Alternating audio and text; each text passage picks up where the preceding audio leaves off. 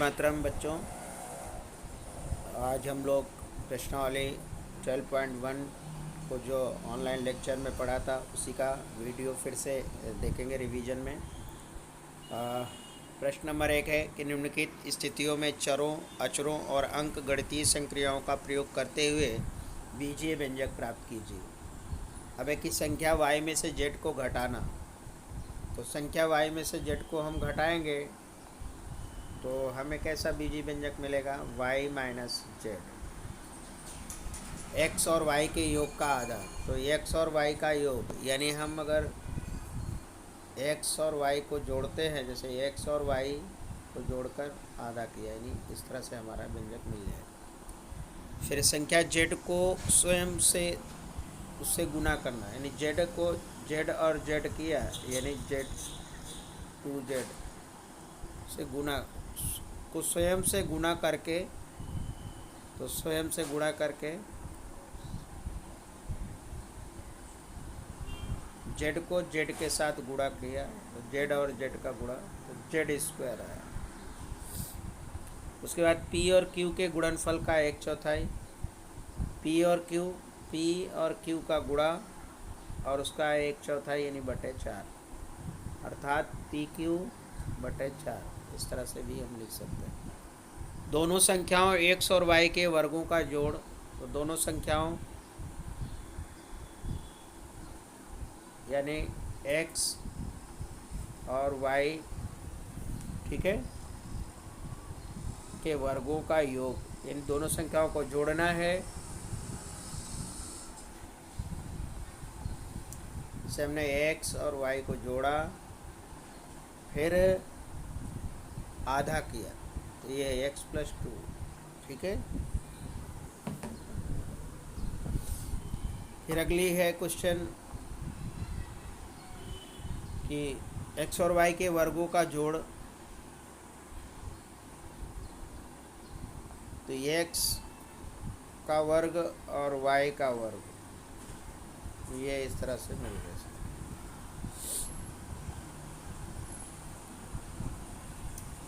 फिर अगला है कि m और n के गुणनफल के 3 गुने से संख्या m जोड़ना। m और n का 3 गुना, तो m गुणे n, इसका 3 गुना 3 और +5 करना। इसको हम ऐसे भी लिख सकते हैं 3mn + 5। फिर अगला है कि 10 में से y और z के गुणनफल को घटाना। 10 में से y और z के गुणनफल को घटाना, तो 10 में से y और z का गुणनफल को घटाना, यानी ऐसे ही, यानी हम इसको लिख सकते हैं कि 10 - yz, ऐसा भी लिख सकते हैं, ठीक है। अब हम देखेंगे अगला क्वेश्चन, प्रश्न नंबर 2। निम्नलिखित व्यंजकों को पदों और उनके गुणनखंडों को छाटिए।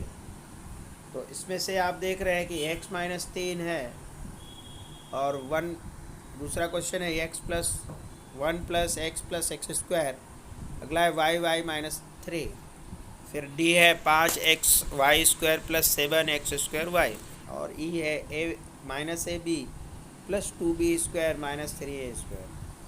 सेकेंड नंबर पर है कि नीचे दिए गए व्यंजकों में पदों और उनके गुणनखंडों में छाटना है। तो इसका आंसर यहाँ पर हम देखेंगे। पहला हमारा जो सवाल है कि व्यंजक में पद और उनके गुणनखंड और पेड़ आरेख द्वारा दर्शाना। तो पहले का आंसर यहाँ पे ये आप देख रहे हैं कि हम इसको लिख सकते हैं x-3 ये, और पेड़ आरेख द्वारा x को ऐसे और 3 को ऐसे लिख सकते हैं। दूसरा है वृक्ष आरेख द्वारा ऐसे का आरेख बनाना है। अब देख लें 1 + x + x² लिखा हुआ है, 1 को यहाँ लिखा, x को यहाँ लिखा और x² को यहाँ लिखा। अब x² में ये x और दूसरा ये x हुआ। इस तरह से हम दिखा सकते हैं।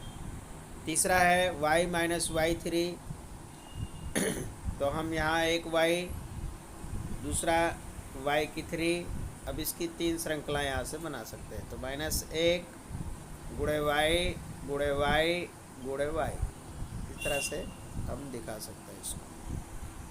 फिर अगला है D, 5xy square plus 7x square y, तो हम यहाँ लिख सकते हैं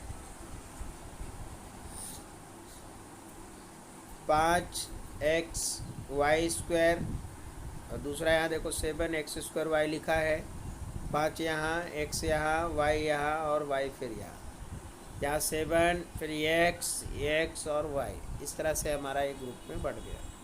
अगला minus a b plus 2b square minus 3a square, तो हम इसको यहाँ देखिए लिखा है a b 2b square minus 3a square, तो माइनस एक a और b, 2b और b, माइनस 3a और a, इस तरह से हम इसको वृक्ष के रूप में दिखा सकते हैं।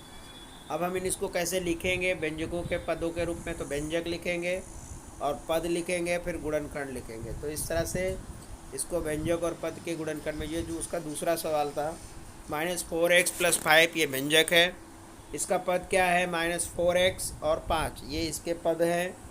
फिर चूँकि ये अलग अलग है ना, ये 4x एक पद और ये दूसरा पद है, इसलिए पद है -4x और एक पद है 5। इसके गुणनखंड कौन हुए, तो -4 हुए, x हुए और 5 हुए, ये इसके गुणनखंड हुए। बी में है -4x प्लस 5y, अब इसमें पद क्या है, तो आप देख रहे हो पद इसका है -4 और y, है ना, 4 और y, तो 5y, और इसका पद क्या है, मतलब व्यंजक है -4x प्लस 5y, एक साथ पदों को एक साथ, व्यंजकों को एक साथ लिखते हैं।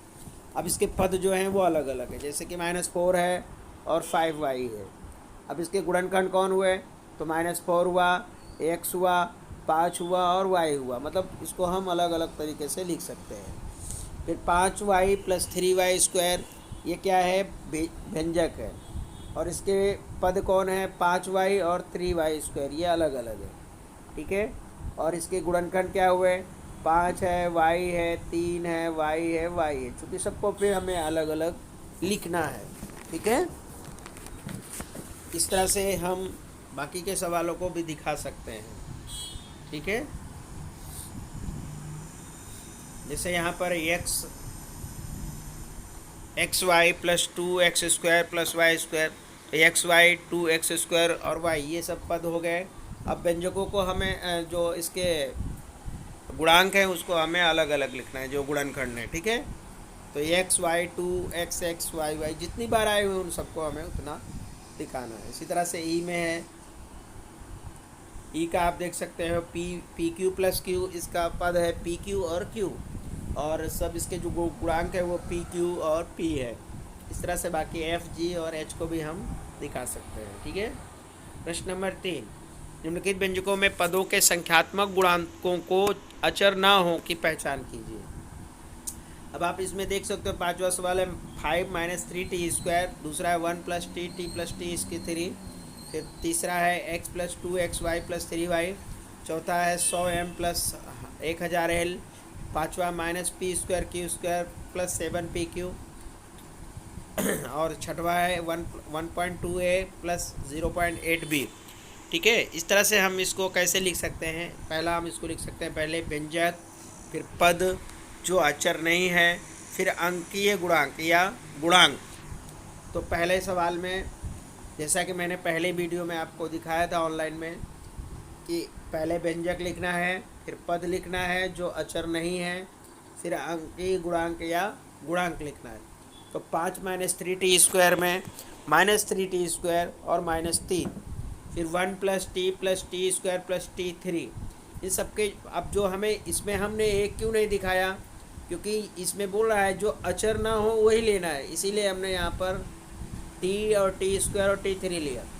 अब इस t का देखो, इसके साथ सिर्फ एक ही t जुड़ा हुआ है, तो इसके जो गुणांक है 1 है, तो इन सब के गुणांक क्या है, 1 1 है, ठीक है। फिर अगला है तीसरा, x plus 2xy plus 3y, इसमें सभी के साथ चर पद जुड़े हुए हैं, तो x और 2x प्लस 3y हम यहाँ पे लिखेंगे। ठीक है, यहाँ पर हम x plus 2xy plus 3y लिखेंगे। और इस ये जो x है, ये अपना x है, इसका जो गुणांक है वो 1 है।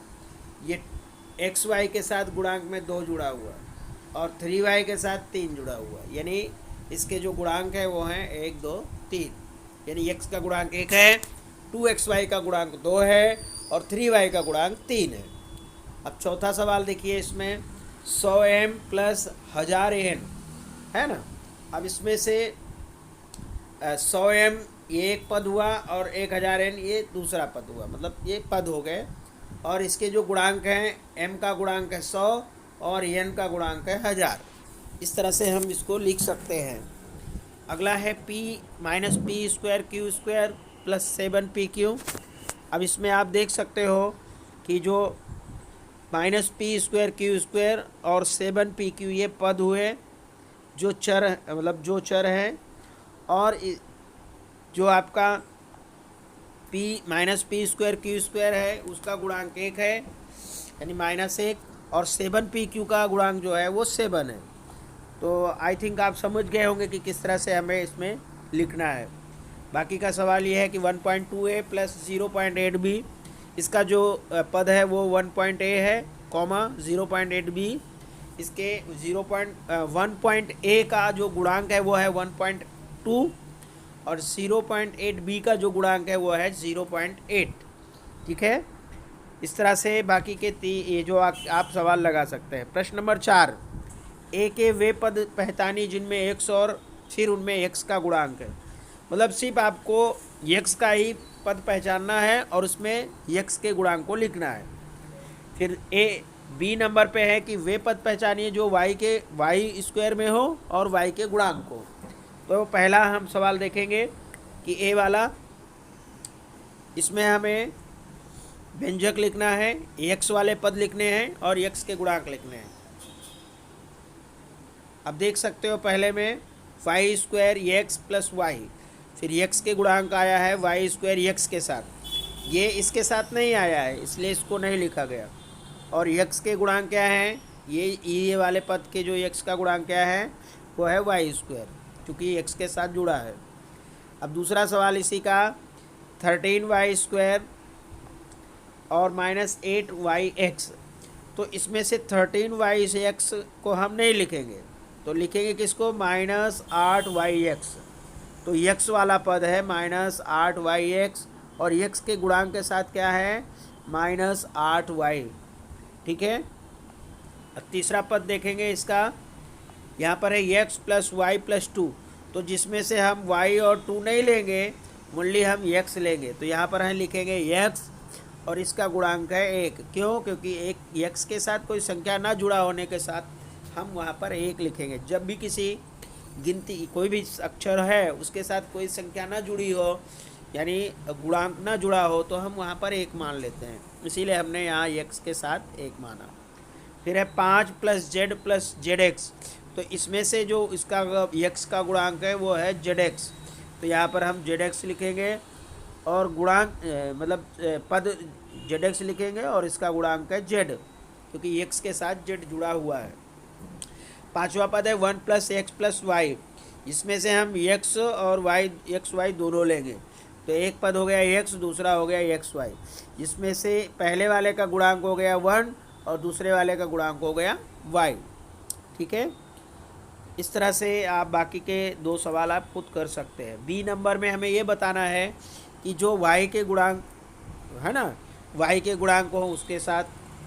तो इसमें है पहला ये -xy, तो ये यहाँ पर y के पद लेना है, यहाँ पे y के गुणांक, तो यहाँ पे थोड़ा गलत लिखा था, तो यहाँ पर y के पद और y के गुणांक लिखना था।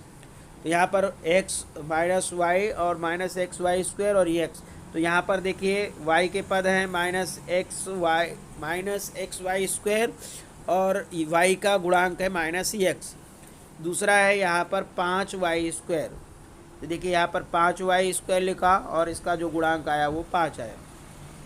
अगले में हम लिख सकते हैं -2x² और 15xy²। तो ये दोनों हमने यहाँ देखो लिखा हुआ है -15xy और 7y², जिसमें से ये 15 -x है और इसका जो गुणांक है वो -15x है और दूसरे का है यानी दूसरे का है 7। इस तरह से ये हमारा चौथा सवाल पूरा हुआ। अब पांचवा है, निम्नलिखित व्यंजकों को एक पद, द्विपद और त्रिपद के रूप में पहचानना है। ठीक है, तो अभी देखिए ये जो पद है, फिर ये जो पद है, फिर ये जो पद है और ये पद, ये जितने पद हैं इनमें दो पद है, 1 और 2, 1 2 1 2 1 2, इसलिए इसे हम द्विपदी कहेंगे। यानी क्वेश्चन नंबर 1, फिर 6वां, फिर है 10वां, फिर है 11वां और बस ये 3 दो पदी कहलाएंगे। ठीक है, चलिए अगला। अब हम ये वाला देखिए, ये वाला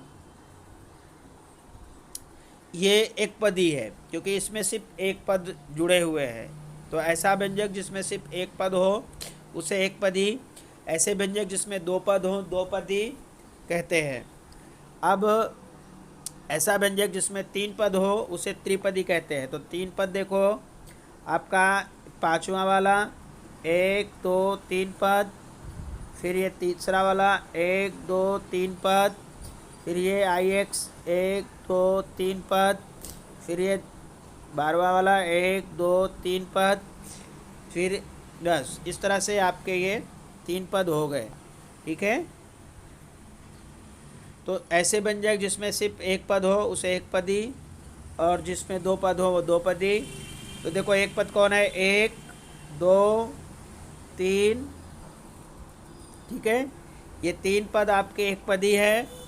फिर 2 पदी कौन है, 1 2 3 4 5, ये आपके 2 पदी है। फिर आपके त्रिपदी कौन है, 1 2 3 4। ठीक है, ये आपके त्रिपदी हो गए। अब क्वेश्चन नंबर 6, बताइए दिए हुए पदों के युग्म समान पद हैं या असमान पद। तो समान पद में देखिए जिसकी घातें चर समान हो वो, तो पहला वाला पद आपका समान है, दूसरा वाला भी ये पद समान है क्योंकि इसकी जो चर हैं वो समान है, घातें भी समान है। फिर ये वाला पद यानी 14xy और 42yx² ये भी समान पद है क्योंकि इसके चर मतलब गुणा एक साथ है, मतलब xy और yx है, अलग अलग लिखा हुआ है, मतलब कि ये क्रम विनिमय नियम में आता है लेकिन लिखा हुआ है एक साथ है। गुणा के रूप में चाहे हम पहले संख्या लिखें या बाद में लिखें, हमें गुणांकों को नहीं देखना है, हमें तो चर पदों को देखना है। तो इसमें 14xy लिखा और उसमें 42yx लिखा है, तो सिर्फ शब्दों को इधर उधर कर दिया गया, यानी क्रम चेंज कर दिया गया, उससे कोई फ़र्क नहीं पड़ता है। ठीक है, तो ये जो 3 हैं ये अपने सजाती पद है यानी समान पद है। अब कौन से असमान पद हैं वो देखेंगे। अब आप देखिए ये आपका तीसरा वाला 29x और 20y, इसके जो चर पद हैं वो अलग अलग है, तो चर पद अलग हैं यानी कि असमान पद है। फिर ये आप देखिए पांचवा वाला कि 4m² और 4mp², m की घात 2 है, इसमें m की घात 1 है।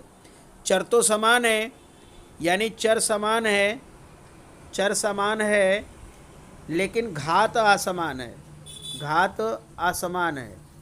ठीक है, तो जिसके चर समान हो परंतु घात असमान हो फिर भी वो असमान होगा। ठीक है, इसलिए ये पद असमान है। और इसमें ये भी 12xz और 12x² और z² ये भी असमान पद है। निम्नलिखित में समान पदों को छाटिए। तो बच्चों ये आपको खुद करना है, -xy² -yx², 8x² 2xy² 7y -11x² -100x -11yx -20x² y -6² y 20 2xy और 3x। तो आपको और बी वाला दिया है 10pq 7q 8qp -p² q² -7qp -100q -23p फिर 12p है ना। तो आप इसको समान पद और असमान पद में कर सकते हैं। मैंने आपको परिभाषा बताई। समान पद वे होते हैं जिनके घात और चर समान हो, घात और चर समान हो वे समान पद होंगे, और जिसके चर तो समान हो लेकिन घात समान ना हो तो वे असमान पद में जाएंगे। तो आप ये आपका अभ्यास खत्म हुआ। जय हिंद, वंदे मातरम।